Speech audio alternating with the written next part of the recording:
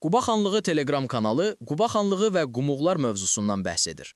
Quba xanı Fətəli xanla Tərki Şamxalı II Murtuzəli arasındakı münasibətlərin təkamülünə baxdıqda belə məlum olur ki, başlanğıcda onlar müttəfiq olmayıblar. 1763-cü ildə Murtuzəli öz rəqibi, qardaşı oğlu Bammatla mübarizə apararkən Fətəli xan Bammatın tərəfində idi. Yəni, Fətəli xan əvvəlcə Murtuzəlinin hakimiyyətə gəlməsinə qarşı çıxan koalisiyanın tərkibində olub.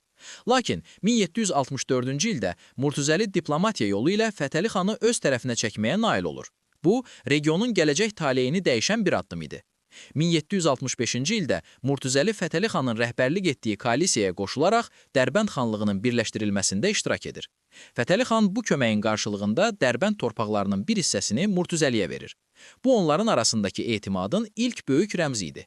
1774-cü ildə Dağıstan hakimləri Fətəli xana qarşı birləşəndə Murtuzəli bu koalisiyaya qoşulmur. Fətəli xan Qavduşan döyüşündə məğlub olub Dərbəndə çəkiləndə Murtuzəli ona kömək üçün qoşun göndərir və Qayta Qusmisinin dəstələrini məğlub edir. Üstəlik, Fətəli xanla Rusiya imperatriçası 2. Yekaterina arasında vasitəçi rolunu oynayır.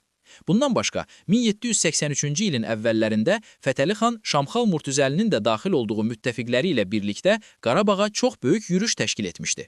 Beləliklə, Azərbaycan torpaqlarını birləşdirmək kimi mürəkkəb bir missiyada Fətəli xana ən fəal kömək Qumuq hökmdarı Tərki Şamxalı Murtuzəli tərəfindən verilib.